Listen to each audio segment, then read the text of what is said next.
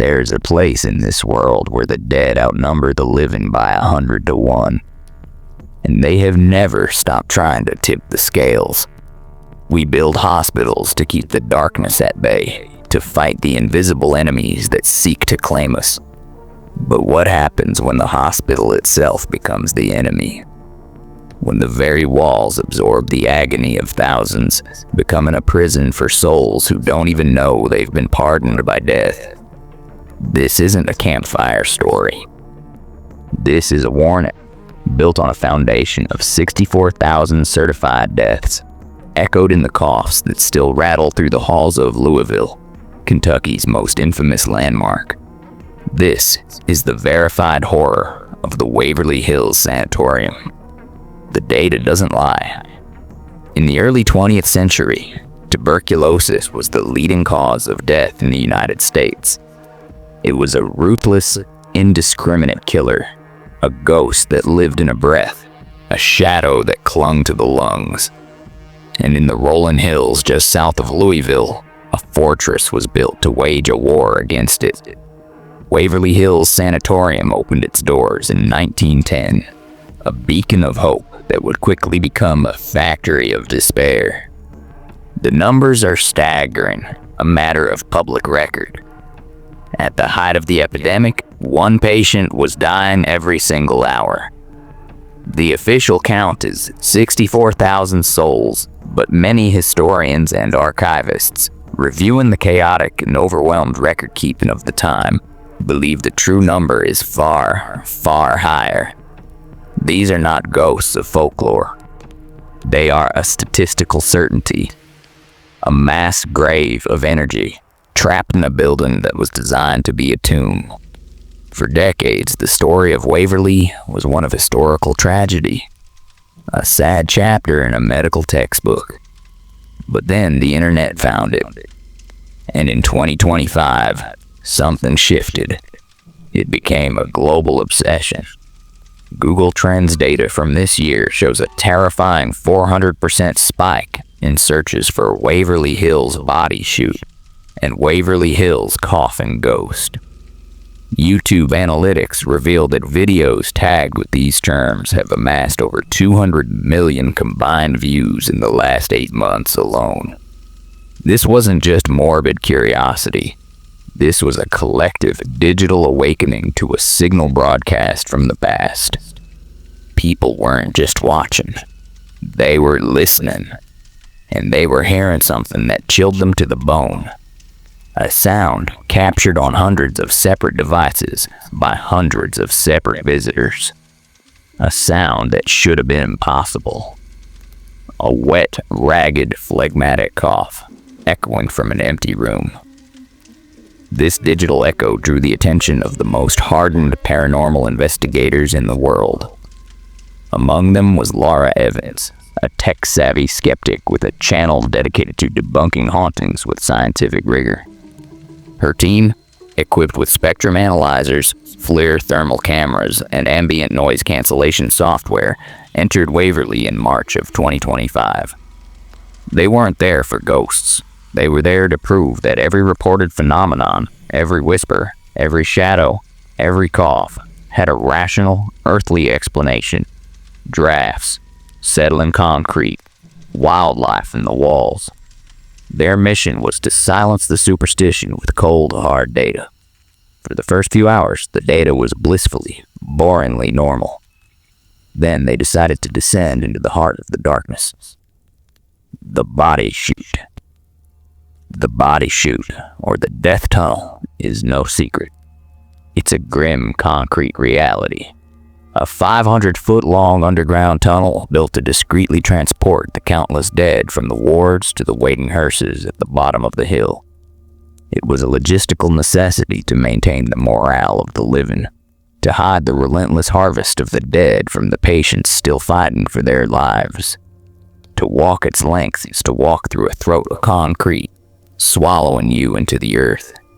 The air is thick and stale, heavy with the memory of its purpose. Lara's team set up their equipment at the midpoint, where the light from either end vanishes into a profound blackness. It was there, in that absolute silence, that their sensitive parabolic microphone picked up the first sound. Not a cough, not a moan. It was the faint, crystalline sound of a child's laughter. It echoed, not around them, but directly into their headphones. It was a happy sound, a playful sound, utterly alien to that corridor of death. Lara, the skeptic, dismissed it as an audio bleed from another team member's headset. A glitch. But the sound came again, closer this time. And then a third time, right beside the audio technician's ear. He ripped his headphones off, his face pale. The EMF detector, which had been silent, suddenly spiked into the red zone, its frantic beeping shattering the silence. And then the laughter stopped. In its place was a new sound, recorded clearly by 3 separate devices. A small, weak voice, whispering a single phrase, a phrase that has since been analyzed by audio forensic experts, who verified its presence on the raw files. The voice whispered, "Don't let them take me down the slide." The slide. That's what some of the staff, in a horrifying attempt to soften the reality, called the body chute for the children. The team packed their gear and left. Laura Evans published her video, but it wasn't a debunking. It was a confession.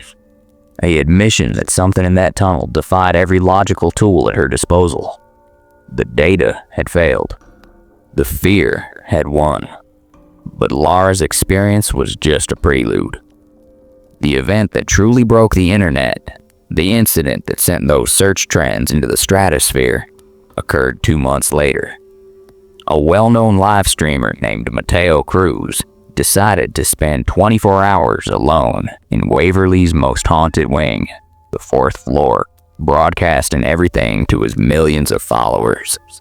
His gimmick was bravery. His currency was adrenaline. He joked with his chat, called out to the spirits, and played the fool.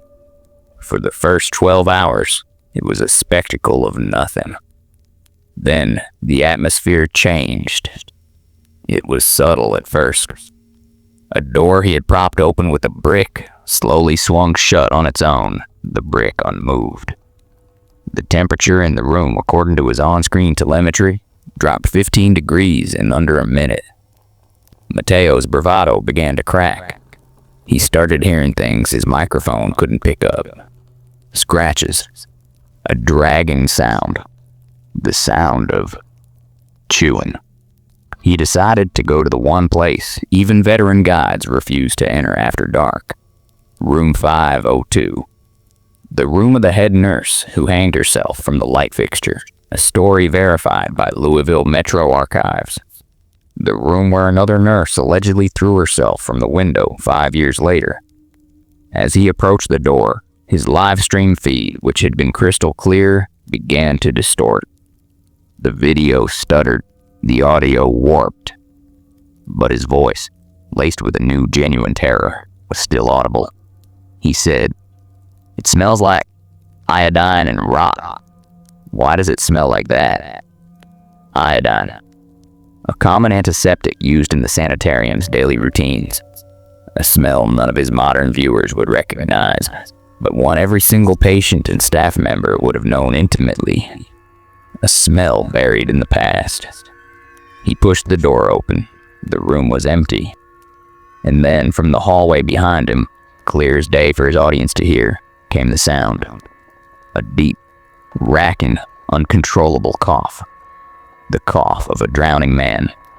The cough of tuberculosis. Mateo spun around, his camera swinging wildly. The hallway was empty. The coughing fit intensified, growing closer, more violent. It was right behind him. He screamed and slammed the door to room 502 shut, barricading himself inside. For 10 minutes, his viewers listened to him hyperventilate, while outside the door, the coughing continued. Then it stopped. A new sound replaced it. A soft, rhythmic tapping on the door. Tap, tap, tap. Like a fingernail. Then a whisper, A voice that was not Mateo's, that was picked up by his microphone and heard by over 2 million simultaneous listeners. A voice that was dry and paper thin. It whispered a single word, a word that has since been seared into the memory of everyone who heard it. Contagious. The live stream cut to black. Mateo was found the next morning by security, catatonic and curled in a corner of the room, muttering the same word over and over. He has not spoken a coherent sentence since. The full, unedited VOD of his stream remains the most terrifying piece of verified paranormal media ever captured. It's all real. It's all documented. It's all there. We want to believe these are echoes. Imprints on time like a record stuck in a groove, repeating a terrible moment forever. But the 2025 data suggests something else. Something far more sinister. The patterns analyzed by paranormal research groups show the activity isn't random. It's intelligent. It's responsive. It reacts to current events. In the weeks following a minor tuberculosis scare at a university in Tennessee this past fall, a scare that made minor news headlines, the frequency of the coffin phenomena reported at Waverly tripled. It's as if the building itself is feeding on our renewed fear, gaining strength from our modern anxiety. The ghosts aren't just remembering their illness, they are practicing it. They are rehearsing their own deaths, over and over, and in the energy of our attention, they are getting better at it. They are becoming more real. This leads us to the final, mind-shattering twist, the one that redefines everything we think we know about Waverly Hills. The purpose of a sanatorium was not just to treat the sick, it was to contain the sick, to quarantine a plague. The building itself is a cage. But what if the cage wasn't just for the patients? What if the treatments, the desperation, the sheer volume of death created something else? Something that was never alive to begin with. Paranormal investigators and psychologists studying the phenomenon have begun to propose a new, terrifying theory. The countless individual spirits, the children, the nurses, the countless victims, they are just the symptoms. The real entity, the true horror of Waverly Hills, is the disease itself. Tuberculosis. The building has given consciousness to the plague. It has become a singular intelligent entity, a psychic parasite made of pure sickness, and its only instinct, its only desire, is to spread, to replicate, to find new hosts. The coughs aren't memories, they're lures. They're the entity's way of calling out, of trying to catch the attention of the living, to draw us in, to make us listen, to make us breathe in. Every ghostly whisper is a droplet. Every apparition is a vector. We aren't hearing ghosts.